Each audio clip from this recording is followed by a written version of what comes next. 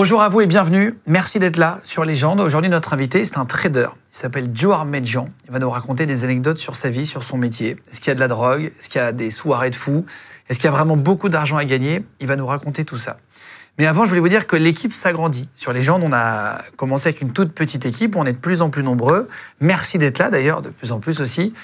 On recrute des stagiaires, des CDD, des CDI. Donc, si vous voulez participer, on cherche que ce soit des community managers, des monteurs, des journalistes ou tout autre profil. Vous pouvez nous envoyer votre CV avec votre numéro de téléphone par email, tout simplement à contact@legendegroup.fr. Vous êtes les bienvenus et maintenant c'est parti avec l'émission avec le trader Joe Armedjian. Joe Armedjian, trader, légende première. Bienvenue tout le monde sur Légende, on n'avait jamais reçu de trader. Bienvenue Joe. Merci beaucoup, ravi d'être là. Trop cool. Tu viens de Suisse? Ouais, c'est ça. Direct, quand on pense à trader, on pense au lot de Wall Street alors que c'est faux. Ouais. Mais tu vas nous expliquer, tu as quand même une vie et tu vis des trucs assez ouf. Ouais, clairement. C'est plus dur et en même temps, c'est pas si facile de faire un clap, t'as vu au début? Ouais, c'est vrai, c'est pas mon métier, c'est sûr. C'est quoi un trader? Parce que tu vois, moi je sais que c'est des gens qui achètent, qui vendent. Ouais. Mais qu'est-ce que ça veut dire exactement? Ouais, t'as un peu résumé. Déjà, en fait, un trader, c'est quelqu'un qui achète, qui vend. Donc, la définition de trader, la traduction en français, c'est marchand, tu vois. Donc, t'achètes, tu vends.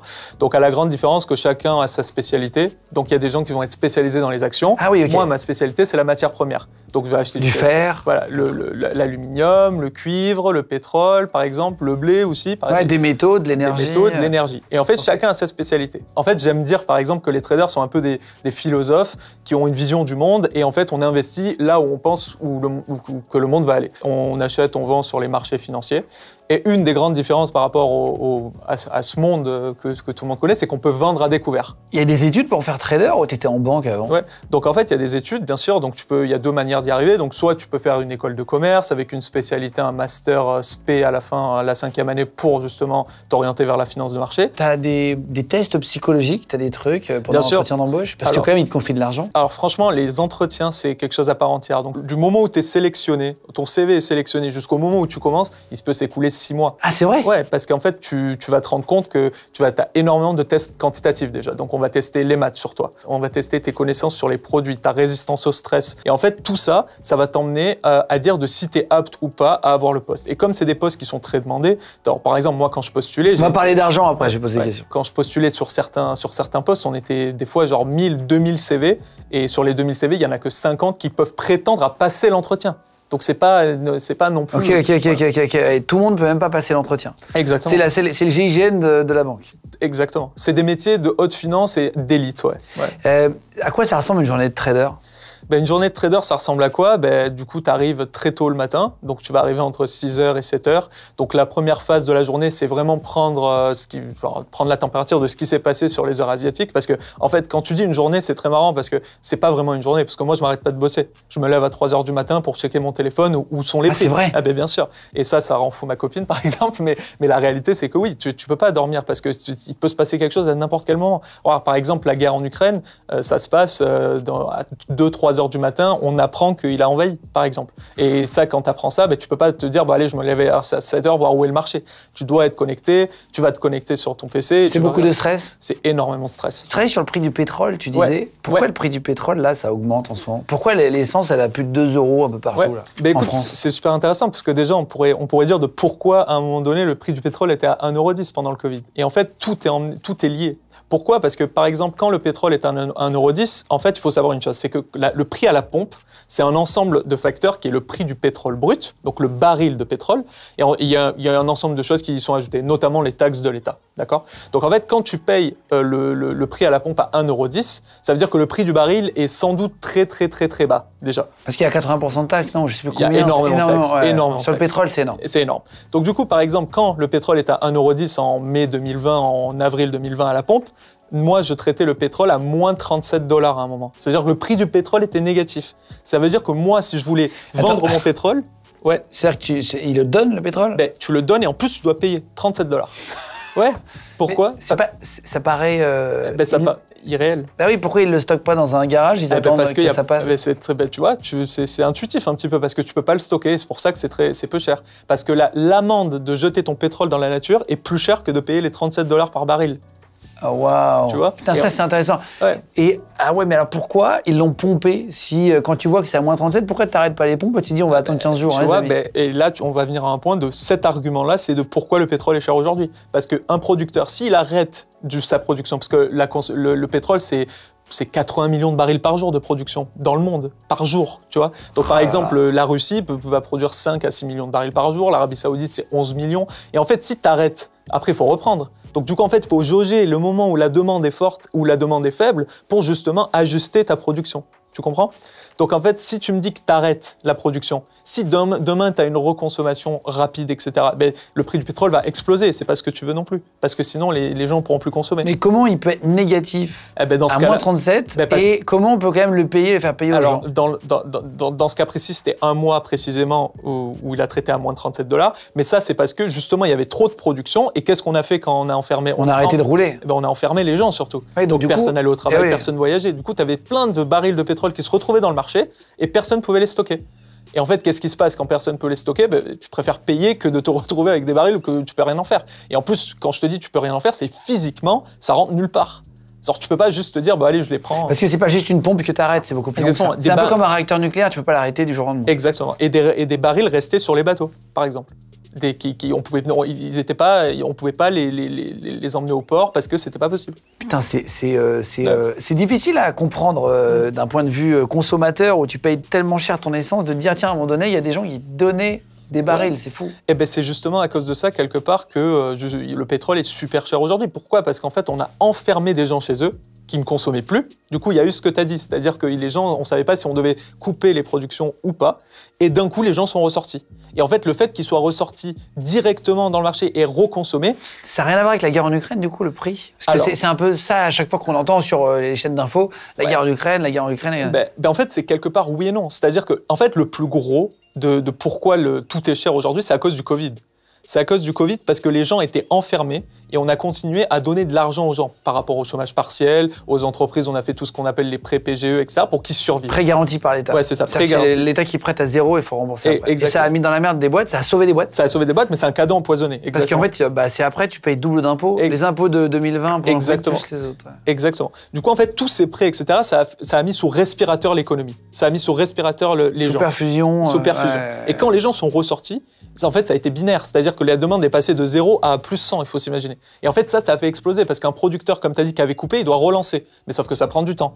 Puis après, le transport. Il y a des appels d'offres sur les compagnies de transport pour importer le pétrole, pour importer les matières premières. Et du coup, tout a explosé dans ce sens-là. Est-ce que ça va rebaisser, tu penses, bientôt? Ou est-ce que c'est l'année 2023? Très sincèrement avec toi, juste par rapport à ce que je te disais, la guerre en Ukraine, ça a été un facteur supplémentaire. C'est-à-dire que les étoiles ont été alignées, ça a été empoisonné, parce qu'il y a eu le Covid, et derrière, il y a eu la guerre en Ukraine. Et en fait, l'ensemble des deux, ça a fait un armageddon énorme qui a fait que les prix ont explosé.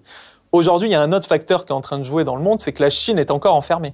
Et ça, c'est un gros problème. Pourquoi? Parce que si les Chinois ressortent et reconsomment, ça va faire la même chose que ce qui s'est passé chez nous, sauf qu'ils sont 1,4 milliard. Et là, en fait, c'est pour ça que je te dis, pour moi, et encore, c'est mon humble avis, moi, je pense que ça va continuer à monter. Après, encore une fois, on n'a jamais la boule de cristal. Personne ne pourra prédire l'avenir, mais, on est plus sur ça que sur... Pour moi, on est plus sur ça. En fait, il y a un principe très simple aussi, c'est que pour ralentir la consommation, ce qu'on fait, c'est qu'on augmente les taux. Par exemple, si je te dis qu'il y a 2 ans, 3 ans, tu pouvais emprunter pour de l'argent pour acheter une maison à 0,50%, aujourd'hui, tu vas payer 3%. Donc, ça veut dire que si tu fais un calcul simple, tu as fait un rapport de fois 6. C'est fait pour ralentir l'économie? Exactement, c'est fait pour ralentir l'économie. Quand ils montent les taux? Quand ils montent les taux. Et quand les taux sont bas, c'est pour relancer l'économie. Donc, c'est la méthode la plus simple. Et en fait, là, aujourd'hui, tu te rends compte, la France empruntait à taux négatif pendant longtemps en Europe. Ça veut dire que la France, quand elle empruntait de l'argent, les banques payaient la France. Et là, aujourd'hui, ça, c'est passé à 3%, par exemple. Donc, ça veut dire que fois 6, fois 7 sur le coût d'emprunt. Donc, en fait, ce qui se passe, juste pour finir sur ça, ce qui se passe, c'est que quand tu me dis est-ce que ça peut augmenter, ça veut dire que malgré les taux hauts qu'on a augmentés, ça continue d'augmenter et ça ne baisse pas, les matières premières. Donc, en fait, là, il n'y a plus d'autres solutions ensuite. Il paraît que les banques se portent très mal en ce moment, justement. Que c'est la cata en off, machin, non? Ça, franchement, c'est un peu du... c'est médiatique, c'est-à-dire elle se porte très mal, mais tout est relatif. Quand tu fais le bilan sur 3 ans, les banques se sont gavées sur le Covid et la guerre en Ukraine. Donc oui, peut-être qu'elles sont relativement, si tu regardes d'année en année, elles sont moins bien que l'an dernier, mais elles sont mieux qu'il y a 3 ans. Donc en fait, c'est toujours... Les banques, c'est particulier, c'est le Fordisme du 21e siècle, c'est-à-dire que c'est des usines, et pour répondre aux besoins des actionnaires, en fait, elles vont dire des choses. Si par exemple, tu as fait une année à plus 30-40% l'an dernier et que cette année, tu fais plus 10, ben, les banques doivent dire, on fait une moins bonne année, donc on va virer des gens. Donc en fait, c'est cette procédure. La banque regardera toujours à faire du profit. Donc là, en fait, en gros, si quelqu'un doit acheter, là, il va payer plus cher qu'avant, donc tu dis, parce que les taux ont monté. Et tu penses que ça va monter ou il faut attendre encore un petit peu ou ça va redescendre un peu? C'est quoi ton conseil pour s'il y a des gens qui nous regardent qui ont envie d'acheter là? Alors un conseil, je ne sais pas si je peux donner le conseil, mais mon avis en tout cas, c'est que les taux vont continuer à monter, oui. Et en fait, en commençant pour toi en tant que particulier pour acheter une maison, mais même pour l'État. Regarde, l'État, comme je te disais, la France empruntait à des taux négatifs. Ça veut dire qu'on payait la France, les banques centrales payaient la France pour qu'elle emprunte. Ça veut dire que la France avait le choix de sauver tout le monde.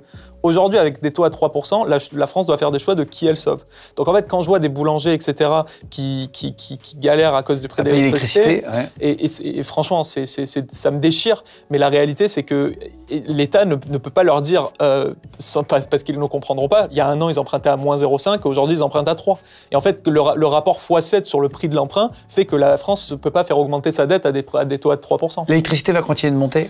Ben ça, en fait... toi c'est toujours c'est spéculateur, de la spéculation, bien sûr. Mais après, encore une fois, moi, je pense que oui, parce qu'en fait, l'électricité, c'est produit de deux façons. Soit avec du gaz, soit avec le nucléaire. En France, on a de la chance d'avoir le nucléaire et ça a été un super choix. Mais le problème, c'est que la plupart des centrales ne tournent pas. Et si on doit dépendre de quelque chose, ça va être du gaz. Et en fait, si on importe du gaz, et on a été OK cet hiver, plus ou moins, mais c'est l'hiver prochain le problème, c'est qu'est-ce que va faire la Russie. Si la Russie coupe totalement le robinet, il faudra trouver une substitution, ce qui va être très très compliqué pour moi. Tu dis que tu te lèves à 3h du mat, tu vérifies, tu te couches à quelle heure? C'est quoi tes horaires? Ouais, c'est délirant. Ben, genre, la réalité, c'est que je peux commencer à 6-7 heures, je peux finir à 20 heures, je rentre, je fais un peu de sport, je mange et après je reprends. Tu fais que ça, tu es dans les chiffres tout le temps. Est-ce que c'est pas un cauchemar? Ben, ça l'est un petit peu parce qu'en fait, ça a double tranchant parce qu'on va en parler, mais la réalité, c'est que c'est des métiers où on gagne très très bien notre vie. C'est des salaires faramineux, comme je disais, il y a des traders qui gagnent plus que Kylian Mbappé, mais tu les connais pas, par exemple, tu vois. Mais la réalité, c'est que tu gagnes très bien ta vie, mais à quel prix? Tu vois, c'est ça la réalité. En fait, c'est peut-être des carrières un peu flash où tu fais ça à 15 piges, t'arrêtes à 40 ans. Et voilà, c'est ce que les gens disent, mais après, tu sais, t'as un procédé un peu tout le monde est avide, tu vois. Donc, un peu, quand t'as vu un peu d'argent, certaines personnes vont y aller. Par exemple, il y a des Warren Buffett qui travaillent encore, c'est pas vraiment des traders comme moi, mais ils travaillent encore, ils ont 85-90 ans. On va parler d'argent. Ouais. C'était quoi ton premier salaire en tant que trader? Moi, j'ai commencé à 70 000 pounds. À Londres. Donc en fait, il faut savoir que nous, notre rémunération, elle est en salaire fixe plus bonus. Donc en fait, on parle de package. En fait, c'est le package total. Donc on te paye 10 000 fixe ou 50 000 en bonus, ça change pas grand-chose. Ça fait quoi 70 000 pounds en euros par mois? Si on compte, ça fait 70 000 pounds, ça devait faire à l'époque 85 000 euros. Comme premier salaire? Comme premier salaire, ouais, j'étais peut-être après impôt, je devais être à 5 000 pounds par mois, un truc comme ça. Comme premier salaire. 6 000 euros? Ouais, peut-être 5 500, 6 000 euros, ouais. C'est vachement bien. Ouais, bien sûr, j'en ai conscience, c'est une chance qu'on a et ça. T'avais de l'argent avant de faire ce métier? Non, mes parents mon père est ouvrier, ma mère est femme de ménage, j'en suis très très fier, mais en fait, je viens d'un milieu modeste et la réalité, c'est que, pas modeste, je dirais pas modeste, parce que j'ai tout, parce que mes parents ont tout donné pour moi, mais la réalité, c'est que, oui, je middle class. Sur la middle class comme moi. Exactement. On n'a pas eu de mal à manger. Pas de mal à manger. Et on n'avait pas des voitures. Voilà, exactement. Voilà. Si je voulais une Ferrari, j'aurais pas pu l'avoir. Voilà. Mais la réalité, c'est qu'on n'a pas besoin d'une Ferrari. Et là, aujourd'hui, si tu veux une Ferrari, tu pourrais l'avoir. Un peu plus facilement. Okay. Non, mais c'est intéressant de comprendre. Donc, les traders ont un salaire fixe, c'est une grosse partie en bonus ou c'est une... En fait, ça représente combien en pourcentage, tu vois? Ça, en fait, c'est très dur à dire parce qu'en fait, les salaires fixes sont toujours inférieurs techniquement au bonus. C'est ce qui est implicite. Pourquoi? Parce qu'on va te payer un salaire fixe pour que tu ailles chercher de la performance. Donc, si tu gagnes 100, tu peux avoir 300 de bonus, par exemple. Oui, mais après, c'est très régulé dans les banques, mais ça l'est pas dans les fonds. Et moi, je bosse dans un fonds d'investissement, par exemple. Tu peux nous dire un bonus, combien tu as gagné déjà en bonus, sans te demander ton salaire qui m'intéresse pas et c'est racoleur, mais aujourd'hui, c'est... J'ai gagné, ça c'est toujours compliqué, mais la réalité... On a tous un bon coup dans notre vie. Bien sûr. Ça m'est déjà arrivé de gagner des salaires à 6 chiffres, des bonus à 6 chiffres. Voilà. Ok. Je te donne par mois? Non, pas par mois, c'est sur l'année. Ah, sur l'année. Sur l'année, en fait, à la fin de l'année, on regarde ce que tu as créé comme performance et tu as un bonus. Tu as un pourcentage de ça. Voilà, exactement. Est-ce que tu as déjà... On a entendu à l'époque Jérôme Kerviel qui avait perdu, je crois que c'est 4 ou 5 milliards, non, avec la Société Générale. Est-ce que tu as déjà perdu de l'argent? Parce que quand tu fais des paris, j'imagine, tu gagnes, tu perds, c'est le jeu. C'est ça. En fait, la différence de Jérôme Kerviel, c'est que Jérôme Kerviel traitait au-dessus de ce qui lui était autorisé. C'est ça qui lui a été reproché. C'est pas tant qu'il ait perdu de l'argent. Il avait un découvert 2005, il dépensait 3 000. Exactement. Donc en fait, la défense de Jérôme Kerviel, c'est de dire, moi, mes patrons étaient au courant, tout le monde était au courant, et c'est moi qu'on achetait au loup. C'était fusible. Exactement. Le problème, c'est pas qu'il ait tant perdu de l'argent que ça, parce que notre métier, c'est ça, on en gagne, on en perd. Moi, oui, j'ai déjà perdu de l'argent. Par exemple, quand le Covid arrive, moi, très sincèrement, j'y croyais pas. Moi, je croyais que c'était un virus chinois qui allait rester en Chine, on n'allait rien avoir en Europe. Et t'avais mal prédit le truc. On a tous des échecs dans nos cas. Exactement. Là, t'as perdu combien, par exemple? Dans une journée, ça m'est arrivé de perdre 600 000 $. Voilà. 600 000 $ au compte de la boîte. Mais moi, je suis... Encore ton patron qui vient de taper sur l'épaule, quand même. Oui, il vient de taper sur l'épaule et il vient de dire qu'est-ce qui s'est passé. Il te met un coup de coude en même temps dans l'oreille. Qui fait un coup de coude dans l'oreille, mais toujours dans la légalité, dans le sens où j'étais autorisé à perdre cet argent. Mais bien sûr, après, voilà, si on n'est pas performant, on est viré. De toute façon, c'est pour ça que c'est quoi ton plus beau coup en une journée? Est-ce que tu as réussi à faire un énorme coup, j'imagine, j'espère, bien sûr. Combien d'années que tu fais ça, pardon? Ça fait 6 ans. 6 ans. Ouais. Des bons coups, il y en a plusieurs. Après, voilà, je suis très fier par exemple, sur les taxes carbone. Par exemple, genre quand j'ai prédit que la taxe carbone allait augmenter. Par exemple, ça, l'année dernière, c'était une de mes plus belles années via la taxe carbone. Et j'ai l'impression de faire quelque chose de bien parce que plus j'investis dans la taxe carbone, plus ça coûte cher de polluer, plus les gens vont être plus réticents à polluer. Du coup, tu fais quelque chose de bien. Et ça, oui, par exemple, ça peut se compter en millions de dollars, voilà. À la journée? Pas à la journée, sur l'année, voilà. Ah oui, d'accord. Ouais, ok. Voilà.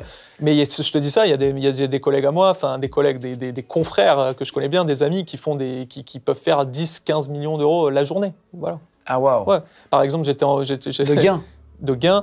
Tu sais, le début d'année, c'est la période des bonus et j'ai eu un ami au téléphone. C'est les boîtes qui donnent, qui rémunèrent certains salariés. C'est autorisé par l'État, une prime, quoi. Une prime, voilà, qui est par rapport à la performance. Et j'ai un ami qui travaille dans un autre fonds d'investissement. L'an dernier, il a fait, je crois, 15 ou 20 millions de chiffres. Et cette année, il m'a dit que son bonus allait être de 2, 3, 4 millions d'euros. Ah ouais. Et il a 32 ans, 33 ans. C'est énormissime. Mais tu arrives à garder les pieds sur terre? Oui, parce que je suis très bien entouré. J'ai mes parents qui me rappellent tout le temps que, de toute façon, d'où on vient. Mais moi, je me rappelle d'où on vient. J'ai mes amis, j'ai un cercle d'amis assez fermé. J'ai ma copine. Donc, franchement, j'ai les pieds sur terre. J'ai conscience que... T'as les pieds sur terre, mais t'arrives quand même à te faire des kiffs. Parce que tu te dis que la vie passe vite et t'as 28 ans. Ouais. Et tu t'es déjà fait un beau cadeau avec un bonus?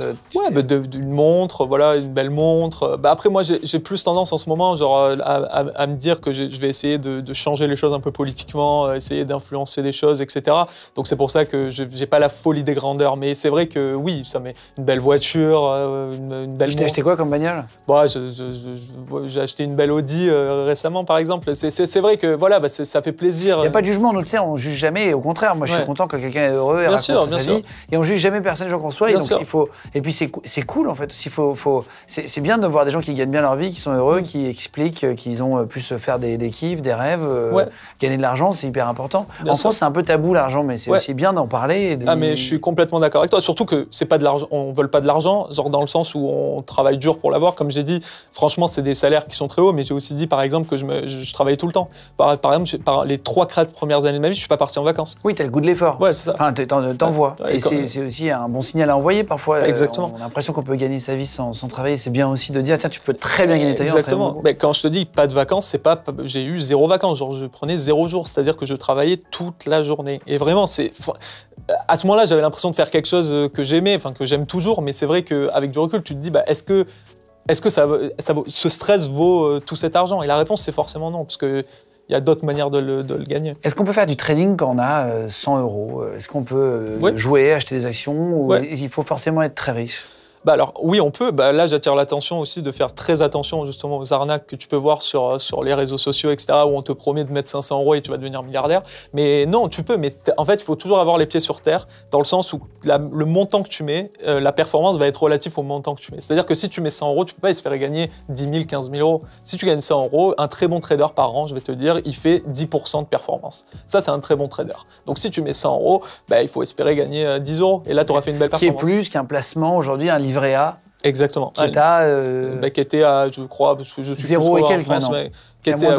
Qui remonte un petit peu maintenant, mais qui était pendant longtemps à 0,75, il me semble. Ouais. Oui, donc alors là, tu fais 10% au lieu de 0,75. Voilà, donc en fait, Mais c'est risqué. Mais c'est risqué. Mais toi, en fait, ton but, c'est de battre ces livrets à ces placements-là, en fait, pour un employeur. Est-ce que tu es millionnaire? Ça veut dire combien tu gagnes, mais... Non, pas vraiment. En fait, ça dépend, en actif peut-être, mais c'est toujours pareil. Genre, si tu me demandes si j'ai 1 million d'euros sur mon compte en ce moment, la réponse est non, quoi. Ok. Non, et en tout cas, on peut devenir millionnaire rapidement. Très rapidement. Après, voilà, c'est une histoire de... Il faut savoir que je suis très jeune encore. La réalité, c'est que je suis au début du métier par rapport... Il y a des stars, voilà, il y a des stars qui ont gagné 1 milliard l'an dernier. Genre, c'est vraiment 1 milliard 1 milliard, ouais. Et c'est en un an? En un an. Genre, c'est des mecs c'est des patrons de fonds d'investissement, etc., et qui ont fait beaucoup d'argent. Voilà, ouais, ça existe. 1 milliard par an. Ah waouh, c'est quoi ce salaire de ouf. Est-ce que tu as déjà gagné de l'argent illégalement? Non, jamais. Est-ce qu'il y a des moments, tu dépasses les limites, tu y vas... Jamais, parce que le risque n'en vaut pas la chandelle, parce que Pour moi, tu connais les nombreuses histoires où il y a des mecs qui finissent en prison, etc. Moi, j'ai toujours fait gaffe à ça. Tu gagnes suffisamment bien ta vie pour pas en plus partir en prison, quoi. Exactement. J'imagine que vous êtes contrôlé quand même, non? Ah oui, des brigades financières qui doivent être de tous les côtés. Toute la journée. Et puis la réalité, c'est que la finance des années 80 n'a rien à voir avec la finance d'aujourd'hui. C'est-à-dire tout est numérique. Tout est numérique et t'es ultra contrôlé. Tu passes des tests toute la journée, genre pour justement faire gaffe que tu fasses pas des bêtises, quoi. Ouais. Tu peux nous donner une fourchette très large de ton salaire? Très large, ouais. Sans savoir, mais qu'on imagine, parce qu'on a du mal à palper. Ouais, mais une moyenne. Ouais, combien on peut espérer à 28 ans, comme toi, si on est câblé, pouvoir gagner? En fait, ça varie, mais c'est vrai que tu auras... Déjà, il faut savoir une chose, c'est que je travaille en Suisse. Et du coup, en Suisse, le contrôleur de train, il est déjà près des 100 000, tu vois, par an. Donc, en fait, relativement à ça, je peux gagner plusieurs centaines de milliers d'euros en une année. Voilà. Ok, ce qui est énormissime. Ouais, c'est bien. C'est bien, ouais. Attends, faut être passionné pour tenir dans ce métier ou... Il faut être très passionné, parce que moi, ce qui me passionne, c'est de me lever et de comprendre, en fait. Ouais, tu vois. Moi, j'aime bien faire des émissions comme ça parce que j'ai tellement galéré à trouver ma voie. Moi, j'étais avec les conseillers d'orientation qui m'aidaient pas du tout. Ah ouais. Moi aussi. En tout cas, ça m'a pas aidé. Ils essaient de te caser là où il y a de la place, dans le bahut à côté, dans le truc machin. Et parfois, ça peut tomber juste, je dis pas, mais c'est vrai que moi, j'ai eu du mal à trouver. Donc, c'est bien de montrer des métiers un peu différents. On n'a pas l'habitude. Moi, j'ai jamais entendu parler d'un trader. Je me rappelle pas d'interview avec un trader qui parle. Tu vois. Et est-ce que tout le monde peut devenir trader ou faut une qualité quand même particulière? Alors, tout le monde peut le devenir. En fait, c'est comme tous les métiers où il y a de la sélection. Quand tu me dis, est-ce que tout le monde peut devenir footballeur? Oui, tout le monde peut devenir footballeur. Après, il faut le vouloir, il faut comprendre qu'il y a un travail derrière. Être footballeur ou être trader, typiquement, c'est pas genre tu te lèves un matin et tu te dis je vais rien faire et je vais suivre une voie et je vais être sélectionné. C'est-à-dire que malgré ta voie, parce que moi j'ai des gens de ma promo qui par exemple étaient dans la même promo que moi, pendant 5 ans ils n'ont pas eu de boulot, par exemple. Il y a une réalité derrière. Il y a une réalité. Tu t'es donné un âge maximum? Tu t'es dit, tu sais quoi, je bourrine à ta femme ou ta copine, tu lui as dit, tiens, t'inquiète pas, là je travaille dur, mais dans 5 ans j'arrête tout. Franchement, on a tous une idée, tu vois, genre j'aimerais bien d'ici 5-6 ans, exactement, genre à 35, 36 ans, être plus dans un environnement, peut-être faire la même chose, mais avec beaucoup moins de stress, tu vois, genre peut-être pas sur le terrain comme sur le terrain comme tu l'es là, quoi. Ça serait quoi les conseils d'un trader pour placer son argent aujourd'hui? En 2023, qu'est-ce que tu ferais si tu n'étais pas trader, là, pour quelqu'un qui regarde la vidéo? Franchement, déjà, moi, je conseille d'être super diversifié. C'est-à-dire qu'il faut pondérer l'argent que tu places par rapport au risque que ça engendre. Par exemple, j'entendais parler des cryptos, énormément de cryptos. Il faut savoir que la crypto, ça peut bouger de 15-40% de la journée, tu vois. Donc, en fait, quand tu sais ça, il faut que tu places un petit peu sur les cryptos parce que ça peut prendre beaucoup. Mais par exemple, tu peux acheter, comme je le disais, l'énergie verte. Pour moi, c'est l'avenir. Si tu investis sur des placements, par exemple, il y a des fonds de placement que tu peux trouver en banque, etc., qui investissent que dans les énergies vertes, là, tu peux mettre un peu plus d'argent parce que tu sais que c'est des trucs assez moins risqués. Ouais, voilà. En gros, il faut essayer de pas tout mettre sur les trucs les plus risqués, mais en mettre un petit peu, quoi. Ouais, les cryptos, moi, j'ai des copains qui m'en ont parlé pendant des années en me disant faut mettre, ça va dépasser 100 000 avant la fin de l'année de Bitcoin, etc. Mais est-ce que t'achètes une petite part, machin? Je l'ai pas fait. Ils m'ont chauffé, ils me disaient mais t'es complètement con, machin, c'est sûr que ça va partir, regarde, ça a monté. Finalement, ça a rebaissé. Parce qu'il y a un gros sondage. On peut pas savoir l'avenir. On sait pas. En fait, c'est ça qui fait la beauté de la chose aussi, c'est que tu sais pas. Donc quand t'as raison, c'est un bon sentiment. Petite question de fin. Est-ce que quand on voit le loup de Wall Street, alors je sais que c'est pas forcément les mêmes métiers, machin, exactement. Je sais plus ce qu'il fait d'ailleurs dans le loup de Wall Street. Lui, il est courtier. Il est courtier. Ouais. On va dire que c'est les métiers de banque où il y a beaucoup d'argent. Ouais. Et l'argent amène, les métiers où il y a beaucoup d'argent amènent parfois la fête. Ouais. Est-ce que c'est réaliste? Est-ce que c'est réel ça? Est-ce qu'il y a vraiment beaucoup la fête? Alors, je vais pas te mentir, comparé aux années 80, ça a quand même pas mal évolué, ça a quand même pas mal changé, mais oui, le folklore est toujours là, c'est-à-dire que on a toujours des fêtes, on a des fêtes de fin d'année par exemple, où on fête les chiffres de l'année, etc., où on va en soirée, en boîte de nuit. Moi, j'ai pas mal d'anecdotes, voilà, par exemple, ça m'est déjà arrivé d'aller en boîte de nuit juste après une journée de travail de 6h à 20h, et je me fais alpaguer par un courtier justement, et il me dit, bah, on sort ce soir, on sort, et je rentre chez moi, il est 5h du matin, je demande au taxi de m'attendre devant chez moi, je prends ma douche pour repartir et à 6h je suis au boulot. Oh là là. Ouais. Donc du coup, il y a tout ce qui va avec. Moi, ça m'est déjà arrivé de boîte de nuit, par exemple, j'étais en boîte de nuit pareil, genre après une journée de travail de 5h à 20h, je vais en boîte de nuit après un dîner et genre je me rends compte que en fait, j'ai oublié que j'avais l'avion et que je rentrais en France le lendemain. Du coup, de la boîte de nuit, je prends sans bagage. Ah ouais, t'enchaînes 2 journées. Je vais. Ça m'est déjà arrivé. Voilà, après c'est pas tous les jours, bien sûr, mais c'est des choses qui arrivent. Ouais, est-ce qu'il y a des bizutages à l'arrivée, un peu comme dans les écoles de médecine? Ouais, justement, cette anecdote-là, c'était mon bizutage. C'est-à-dire la première fois que je sortais avec mes patrons, etc., on est allé en boîte de nuit, il y avait énormément de champagne, c'était la fête à outrance. La débauche. La débauche. Et genre, quand je suis rentré, j'étais jeune, je suis toujours jeune, mais j'avais 21, 22 ans. Et quand je suis rentré chez moi, justement, j'ai demandé au taxi de m'attendre parce que je devais vite aller au bureau. Et en fait, j'avais pas bien calculé le temps. Ouais. Et c'était quoi l'histoire d'un verre de cognac qu'on t'a offert? Ça, c'est dingue. En fait, j'étais parti justement, c'était il y a pas si longtemps, mais on était parti justement en soirée et on m'offre un verre de cognac et on me dit, moi, je suis super maladroit, vraiment. Donc, genre, je prends le verre de cognac et il tombe de mes mains et je le renverse. Et il y avait 6 centilitres dedans, c'était tout petit, tu vois. Et je le renverse et en fait, on m'en rachète un. Et en fait, le gars qui me l'a acheté me regarde de travers un peu et je comprenais pas trop, tu vois. Je me dis, ça arrive à tout le monde de faire des erreurs.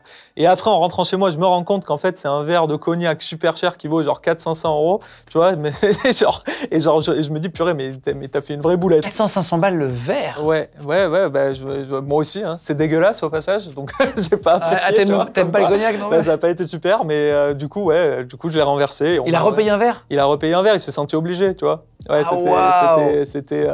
mais c'était pas un courtier, tu vois. Mais il s'est senti obligé.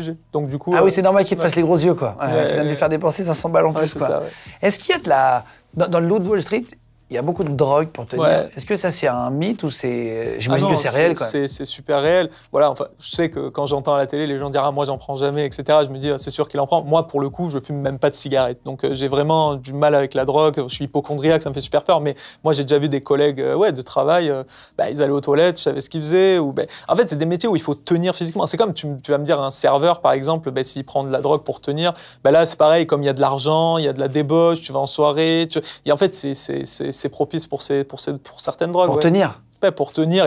Ça, c'est l'excuse. Ouais, ils aiment. Ouais, c'est ça. C'est un peu le folklore. Les gens se disent, il y a de la prostitution, il y a énormément de choses, bien sûr. Il y a exactement ce que j'ai dit. Est-ce qu'il y a de la prostitution? Les escort girls, comme dans le Wall Street. Il va y avoir même une dominatrice, je crois.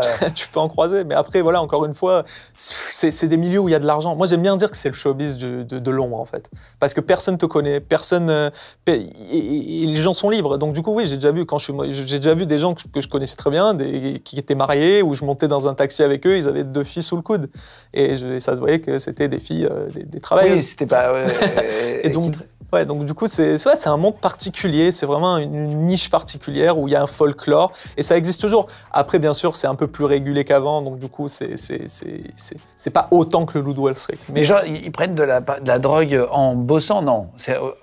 Déjà vu, toi? Moi, j'ai déjà vu des gens même au bord de la mort à cause de ça, parce qu'ils étaient devenus trop addicts, avec le stress. Ah c'est hyper dangereux. Ouais, par exemple, je suis allé chez mon médecin il y a 2-3 jours pour me prescrire pour rien, quoi. C'était pour un rhume, mais genre il m'a dit que cette année, il avait vu 15 traders qui étaient en dépression, par exemple.